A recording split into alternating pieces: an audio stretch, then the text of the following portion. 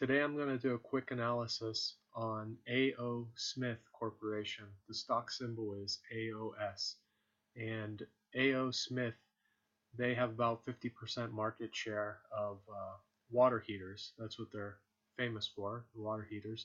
They've been in business about 140 years and about 70 of the years making water heaters. And they also make boilers, and they've gotten into water purification as well. So I'm going to use the Beat the Market Analyzer or the BTMA Stock Analyzer, and it's here at btmastockyanalyzer.com. There's an app as well. So I'll hit Analyze Stocks, type in AOS for the stock symbol, or you could type in the company name here. Okay, so this tells me that it's a good company at a bargain price, and it's a good possible buy. This is the market price right now, 45.44, and it tells you the analyzer recommends that you buy it at 45.44 or less.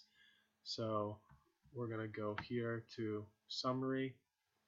It has 84 out of 100 points, so this tells me that it's a good company. Anything considered over 70 points is considered a good potential investment. Company rating, when we look closer, we could see scores. So out of 17 points for upward price per share over the past 10 years, it has 14.5. So it's so-so. 16 out of 16 for return on equity, so very good. 14 out of 16 for earnings per share over the last 5 years, so pretty good. Ability to recover from market crash. So this tells you, for instance, in 2000, where there was an economic crisis, if the stock was able to recover within about 3-4 years from the crash. So it has a good recovery from that. Return on invested capital, 12 out of 12. Very good. Gross margin percent, also very good at 12. PEG ratio, this tells you if the stock is considered like a high growth stock over the long term. It's very difficult for a company to get a good score on this, because it's considering it might be a high growth stock for a year or two and then not. So it usually gets a low score on this unless it's going to be a high growth stock for a long period of time. Okay, so total value is 84. If I click here on the ticker, it'll give me more detailed information about each category. So you could see the price upward trend over the past 10 years hasn't been great. It went up to a peak in 2016 and that went back down. So it's at somewhat of a lower point now over the past like 9 years. So it might be a good time to buy. Diluted EPS, so over the past 10 years, so this is pretty good. This is what we want to look for. Pretty consistent upward trend over the past 10 years with EPS. You might have a year or two where it goes, up or down. It's a little volatile, but this is nothing to worry about. There's also some one-time issues around 2017, fiscal 2017 here, because in 2018, because there was, tax laws were changing. So this could affect the accounting of the business. Market recovery. This is what I was talking about before. If the stock is able to recover, so it measures if it was able to recover from 2008 and then 3 years later from the economic crash or economic crisis, and it was able to recover pretty well. Return on equity, also very good, upward, and we look for a value of 16 or higher. If you're ever curious what you should be looking for in these numbers, just click the question mark and it tells you that you want to look for 16 or higher over a 5-year period.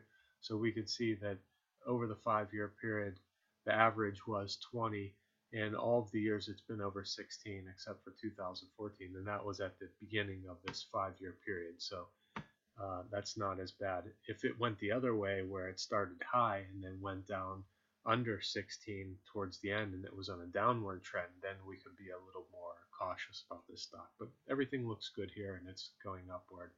Again, 2017, there might have been an issue with the 1 year like accounting differences for the tax law changes. Okay, return on invested capital. Here again, it pretty much matches the ROE. And again, here we're going to look for 16 or higher. And so this also has values at higher than 16 except for the first year in 2014. So that's good. Gross margin percent, we look here for over 30%. And our average is 40. And you could see that the margins are consistent. So this tells us that the company is able to maintain margins over a long period of time, and they're stable. It's not very volatile with these. So this is a sign of a good company that probably has some pricing power, and they're able to change the price. They can raise the price without losing many customers. This is the PEG ratio. This metric is very picky. It has to be between 0 and 1 to get a high growth score. Peter Lynch came up with this metric, and so like I said, it's very hard for a company to consistently have between 0 and 1 for PEG ratio. So it was good in 2015 as far as like a growth stock, and again in 2018. So right now we're at a point where moving forward we could see some growth in the company. All right, let's go back here. Click on stock value. So as we said before, the price was okay, 45.44 was the most recent price. So around 45, and this says the estimated value of the stock is around 55. So you have to keep in mind price and value of a stock is different. The market could misprice a stock, but we're trying to figure out what the stock is really worth. So this is saying that the stock is probably worth more than what it's selling for. So therefore, it's probably selling at a bargain price right now. This says it's worth $55. This says it's worth around $50. And you don't want to just consider one metric. You want to take a bunch of different valuation methods and kind of look at them and get a ballpark figure of whether this stock is overvalued or undervalued or fairly priced. So these are both saying that it's valued higher than what it's selling for. If I click here on intrinsic value, I could get more information. So there's a price earnings model, a residual income model, discounted cash flow model, and then it averages them together and it cancels out some outliers. So here it says that it was worth 61, so again higher. Residual income mostly looks more for like tangible assets. So this company does have some tangible assets. So this says it's worth around $26. So if the company ever had to go through bankruptcy and liquidate, we would know it would probably at least get this much back. Discounted cash flow is 62. So again, both of these are higher than the $45. And again, the average is 50. If you look into these details, you can see that if the growth was similar to the past 5 years, then we could see that it would be worth more, because in the past, oh sorry, this is for the forecast for the future.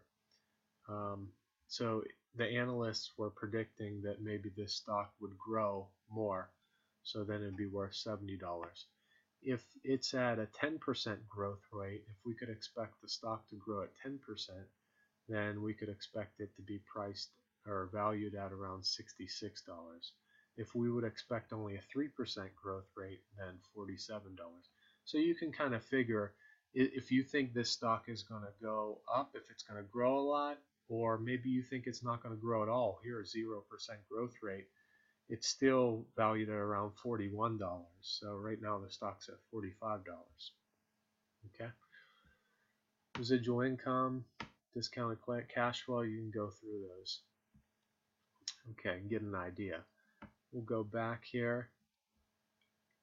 I'll click on this Buffett Valuation Comparison Method. So this takes into account the expected annual compounding rate of return. Basically, it's saying that the way that Buffett looks at stocks, you would expect this company to grow at about 14%.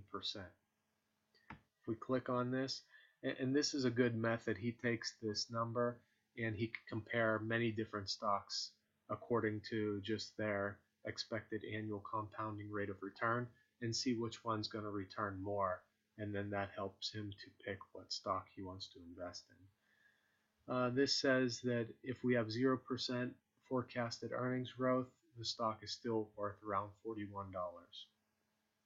Okay, so we'll go back. We'll look at pricing. This tells me that the 52-week low is $40. So we're somewhat near the 52-week low. 52-week high is $56 and the midpoint is $48. So if anything, we'd want to buy at less than the 52-week midpoint, and ideally we'd want to get it closer to this 52-week low if possible. Okay, there's an 11% difference between the current price and the 52-week low right now. Let's go to miscellaneous fundamentals. So the debt to equity, this looks at the balance sheet, and we want the number to be less than 1 here. So the number is less than 1, it's 0.21. So this is a good sign that the company has very reasonable debt compared with their equity. Again, if you need help with any of these, just click on it and it tells you what you're looking for here. Current ratio, this tells us if they have enough assets to cover their short-term liabilities, or cash to cover their short-term liabilities. So this number should be greater than 1. Again, you can click here to get an idea of what you're looking for, and this one's 2. So this is double the number, so that's very good. P/E ratio, if we're looking at less than 16 typically, but some stocks are priced at a premium and they usually have a higher P/E ratio, and A O Smith is one of those stocks. So this signifies usually if it's under 16, the stock is probably undervalued right now and possibly a bargain buy. But you can't just go off this alone. You should look at the stock value as well. This is just a quick indicator though. Okay, market cap, you can see the market cap here. It's a mid-cap stock. Dividend yield, almost 2%, so moderate dividend that it pays. And if we look at the complete view, then this gives us a whole range of all the things that we just talked about, and you can scroll through and see them. What else is nice here is you could compare this stock to, say, all the mid-cap stocks if you want, just by clicking a button. And it'll compare all the stocks and put them in order from the best buys or the safest stocks to buy at the top in the green and yellow to riskiest stocks going further down. And that's a very fast way to help you try to pick which stocks you might want to invest in. But overall, A O Smith looks very good according to fundamentals and the company rating and things like that. The stock is priced lower right now, probably because the Chinese economy has been slowing down and the middle class has been going down. And the middle class is one of the largest growth customer groups for A O Smith. They want to sell their water heaters to the middle class of China, but the housing growth has slowed down there.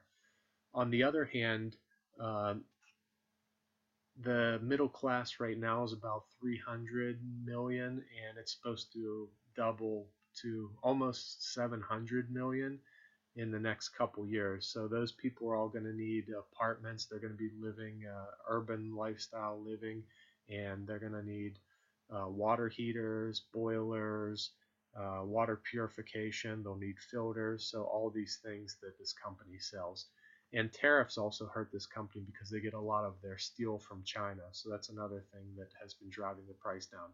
But I think these are short-term things, and in the long term, AOS should be in good shape. Like I said, they've been around 140 years. So I hope you enjoyed this analysis.